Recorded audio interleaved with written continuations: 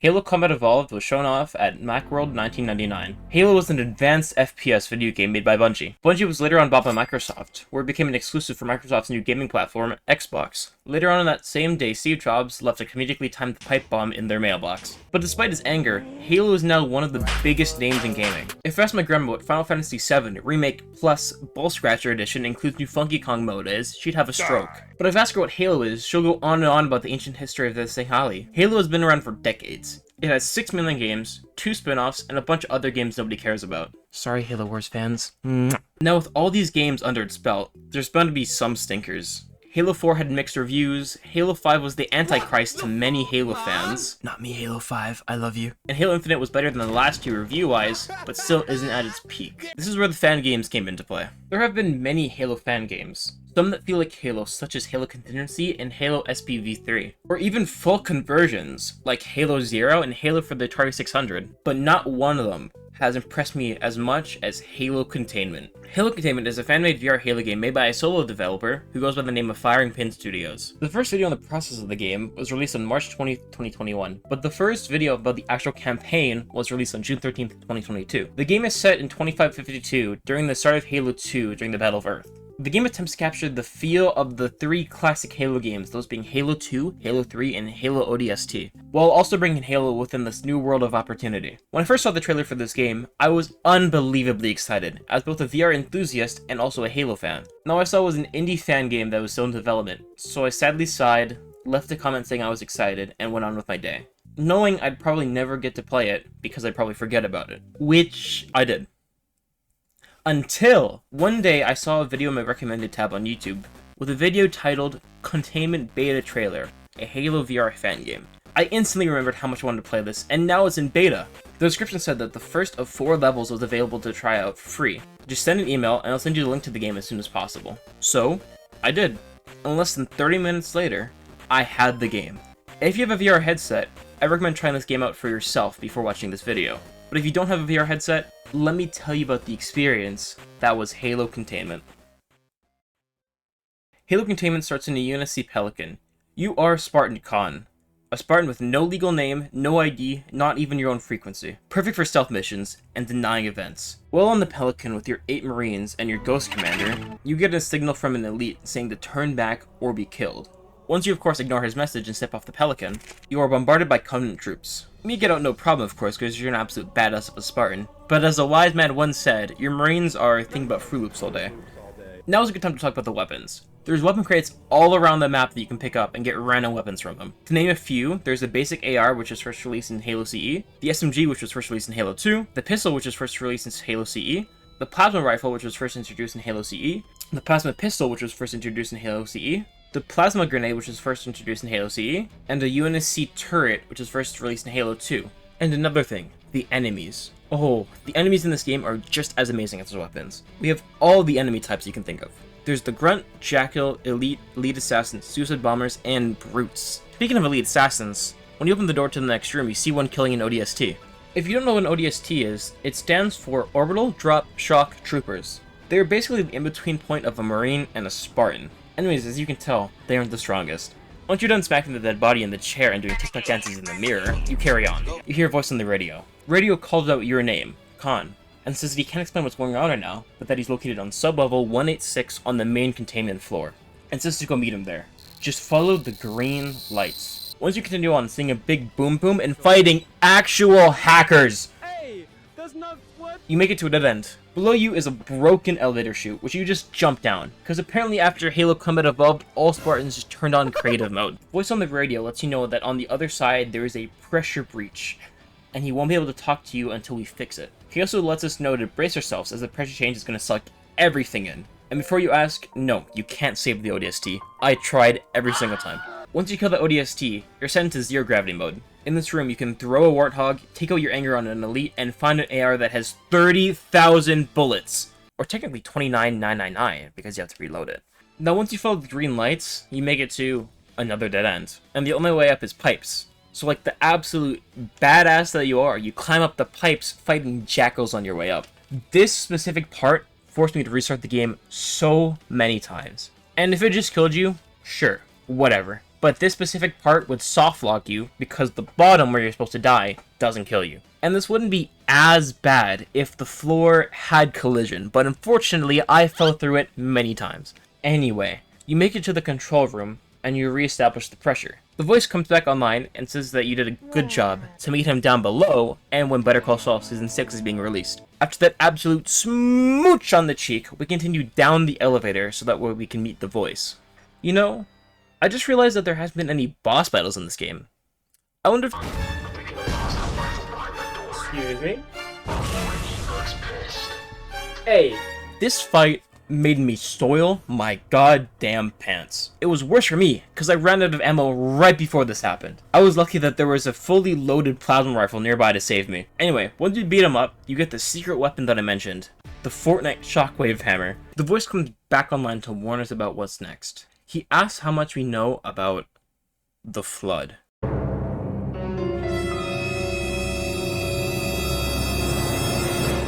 This is where Chapter 1 ends.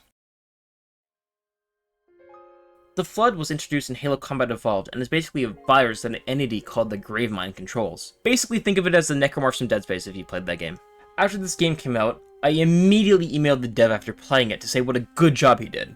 The developer, Firing Pin Studios, is a super nice guy and was even willing to listen to the bugs and glitches that I had to make the game even better. Speaking of bugs, I had a few, such as hand menu not working, reticle not working, having trouble booting into the level, runs and every single enemy going through walls, falling through the floor, getting soft locked at one part because of that, a lot of sound effects not working, and guns disappearing from my hand randomly. But these recordings were months ago, and now there's been many updates to fix the bugs and add a tutorial level. So it is 100% fixed now. When I emailed the developer, I also asked him questions that I had so I can put it in a Q&A in this video. And when he found out that I was doing a video, he offered instead to do an interview. So, here's that for you. Hello. Hello, how you doing, brother? Good, how about you? I'm not too bad, man, not too bad. By any chance, do you want to just start by introducing yourself? Yeah, of course. So, my name is Harry Williams, and I am the creator of Containment. I was going to say Halo Containment, but I'm not going to say that because it's not Halo, because otherwise I get sued. So I'm the creator of Containment. So I have the list of questions here. If you don't want to answer any of them, that's perfectly fine. No, of course. I've been preparing my speeches all day. Yeah. Okay, perfect. So the first question, what inspired you to make Containment? Yeah, so Containment was I made a short little fan game back in 2014. I was in year 8 of high school, which I think is grade 7 for you Americans. And my computer science teacher was just talking to me about making a game on a software called Unity. And I was like, you know what, I want to have a go at that. I want to see if I can make something. So I threw together this really quite, shitty... Can I swear on this, by the way? Yeah, you can swear, you can swear. Happy that. So I quite a shit game, to be honest with you. But, I was 12 years old at the time. So I made it, I showed it to my computer science teacher. He thought it was okay, and then didn't think anything of it for 8 years. And then in lockdown, like everyone else, I was very, very bored. And I was having to look through all of my game files, and I found just, I think it was called Halo Fan Game, and I opened it, and I went down nostalgia lane and I played it. And I just remember thinking to myself, I could probably remake this in my current skills. And so I did. And the rest is history. This is how I've got to Containment. That was just over 2.5 years ago. And I've just been adding to it and making it. And I didn't even start off thinking, I'm going to make a Halo fan game. I just wanted to see what Halo would be like in VR because I'm a big fan of it. Time turned and I made a full game, surprisingly, somehow. All right, perfect. For the second question, what can we expect from the other levels? So the other levels. So we left off in chapter 1 where you go through the level and then you end up in the containment lift going down to Containment. So chapter 2 takes off straight on that lift and you go down to the under levels of the UNSC element, which is basically where they've been doing a bunch of quite shady experiments with the Flood and trying to test out, see how it works, see if they can find a cure. And it was going quite well until the Covenant invaded Earth. and completely, destroyed this station so that they couldn't, look after the flood or contain the flood anymore. So it broke out, and this whole new section, the first level you play is quite clean, and it's just the Covenant you're fighting. This next section is just covered in flood, and just it's got flood spores everywhere, and you just have to fight your way through it and try to find who this voices that you've been hearing through the tannoy system. I won't say too much more because I'm trying my best not to spoil it, but also tell you what you're gonna experience. But this next level is much more of a horror experience, and a lot darker and a lot more gruesome than what you've seen in the last one. And the other two levels after that, the third one is a boss fight with this strange artifact that you might know about. I don't want to reveal too much. And the final level is where you flip the engines on themselves, you destroy the cooling system for the space station, and you do a classic Warthog run through the cooling system to the extraction point, and then you get out. That's great. I can't wait to play those. So are there any plans for multiplayer or co-op? So obviously, it would not be a Halo game without multiplayer. Multiplayer is absolutely on there. However, I do not contain the intelligence or the skills to do VR multiplayer. If it was just a standalone first-person shooter, I can do that. The multiplayer is quite easy. But I've been looking at trying to put VR multiplayer in this, and I end up tearing out most of my hair because it's just so insanely complicated, and I'm not qualified enough to do it. However, that being said, I am going to university this September, so I'm hoping that I'm going to meet a few people who are a bit more clever than I am, and they're going to show me some ways on how I can get some co-op, especially co-op. I want co-op on there. Just so you can be with your mates and you can kind of like go room to room killing flood and covenant. And I have got in the works a like a multiplayer system, quite similar to like Halo 3. I just need the actual code to make it all work because I don't really quite understand how to do that. But to answer your question, multiplayer will absolutely be on there. It's just a matter of when. Not in the foreseeable future, but maybe in the next couple of months I can figure out how to do it. And as soon as I've got that down, multiplayer will be added because I think it's an essential part to Halo. Will this game try to connect to the events of Halo 2, ODST, and 3, or is it kind of going to stay in its own kind of lane? Yeah, absolutely. That's a great question. So I've tried my absolute hardest to make this its own standalone story. I've not done what the Halo TV show has done and created its own separate timeline and whatnot. I have tried to fit it in as much as I can as its own little bubble, so the events don't affect the timeline, they don't affect the lore or anything, but it's reasonable that they could happen in the Halo universe. The game takes place just at the beginning of Halo 2, where the Master Chief and Johnson are getting their awards and the Covenant invade Earth. That is just about where the game starts, where the Covenant have detected that the space station you're on has got a Forerunner artifact. They want it back, so they invade the station, but little do they know it's absolutely ridden with flood. And your Spartan Khan, your job is to kind of clean this up without letting it be known that the UNSC has been messing with the flood. Perfect. All right. I just want to say personally, I'm so glad that you made it at the start of Halo 2 because Halo 2 is like my second favorite Halo game. So it was a joy just going through it. Yeah, and playing with like the models and actually experimenting with all the different character models from my favorite Halo it's so much fun. I can't describe it to you. This question I'm super interested in. Was Khan inspired by Noble in any way, with them both being like lone wolves? Absolutely. So with Khan, I thought it would be a good idea. I was going to do something where you obviously you want to play as Chief if you're going to play Halo VR. However, that would mean not only having Chief's model, but also having his voice, and it would make life a lot harder for me to try to voice act him, and it would make it a lot less believable. So I needed a character where he could be a reasonable Spartan, and it's not too out there in the Halo universe. But I also wanted it to be kind of like my own thing. So it occurred to me that the best option would be to make Khan a lone wolf, and someone who kind of is in the shadows of the Halo universe, putting all the pieces back together so Oni doesn't kind of like release its classified information. So Khan is much more of a loose end tire, someone who hides in the background, and he is absolutely inspired by Noble Six. Not only because Noble Six is an awesome character, but because he doesn't speak a lot. And unfortunately, I voice all the characters in this game, and it is quite, I feel a bit kind of like schizophrenic sometimes, because I'll be recording voice lines and I'll be switching characters back and forth. So the less lines I have, the better it is, because I'm not sitting behind my computer all day. But yeah, to answer your question, sorry, he is inspired from Noble Six, and he is a similar character to Noble Six, where a lot of his backstory isn't known, but he has been an essential part of the Halo universe, just behind closed doors, if that makes sense. Just to rewind, you voice all the characters in the game, you said, right? Yes, yeah, I use a voice modifier, so it doesn't sound, because I find my voice incredibly irritating. So I try to I put on an American accent, and I use some voice modifiers to make it believable that these are different people rather than just one sad guy in his room.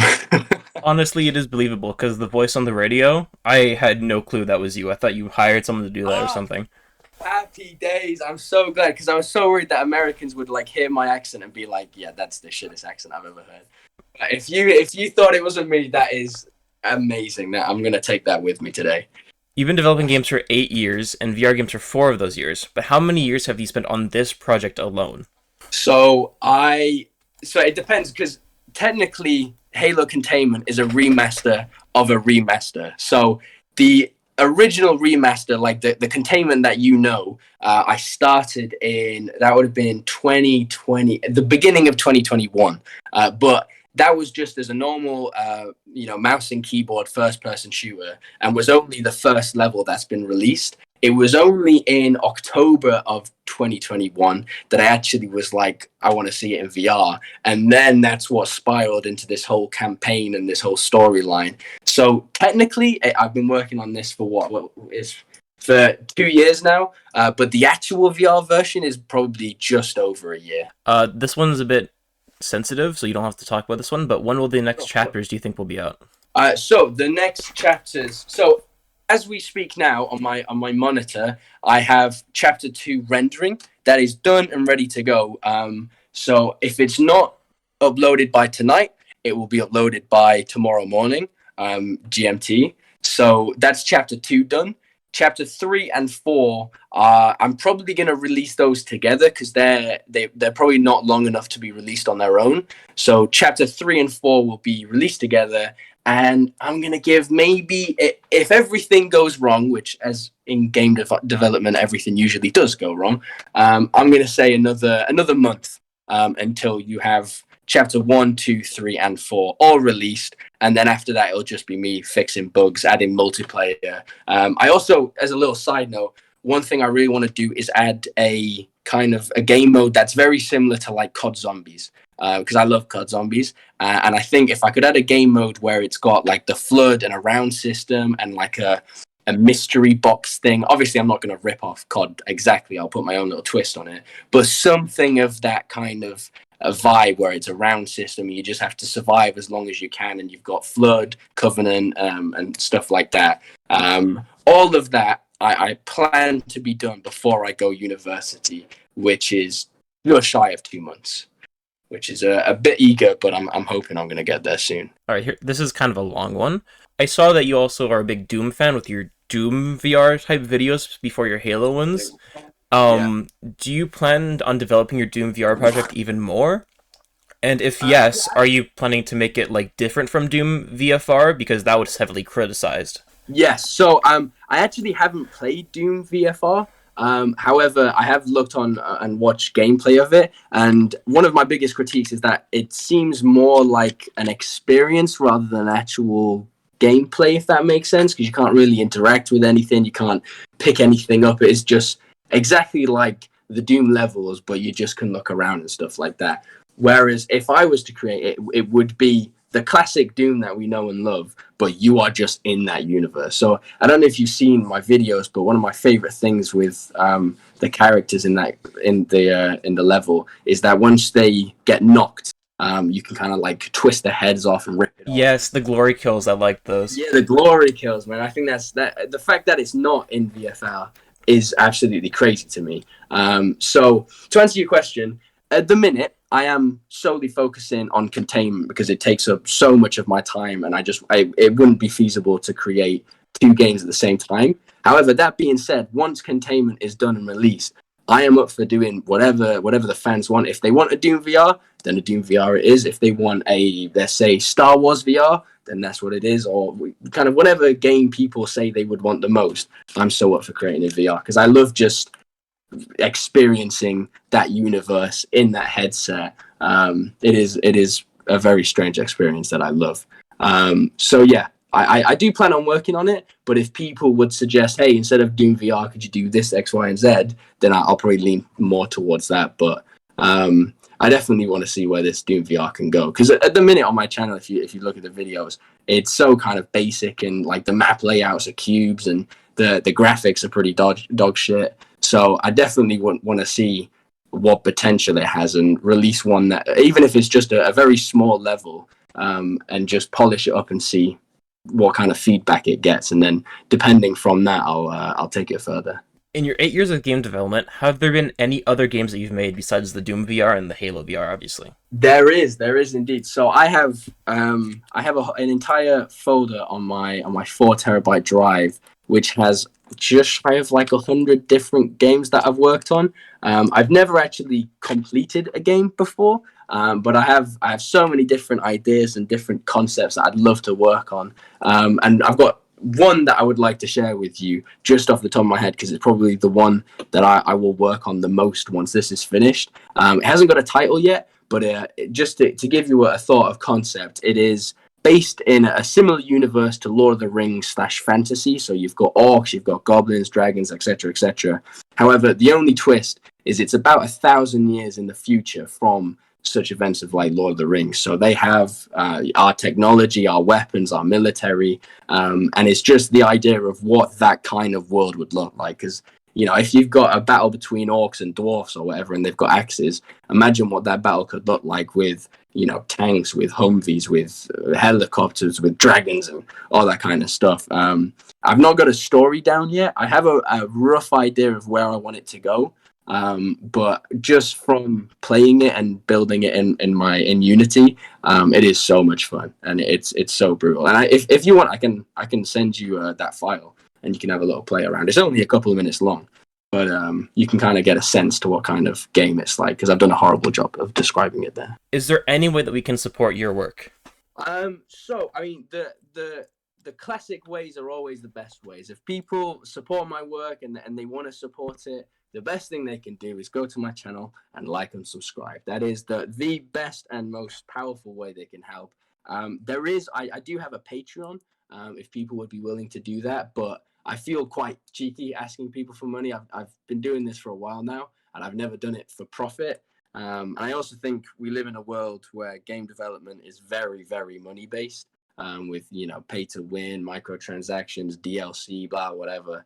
And I want to make it clear that I don't ever want to be that kind of game development studio. I want to make it I want to make a game by the people for the people, as you could say.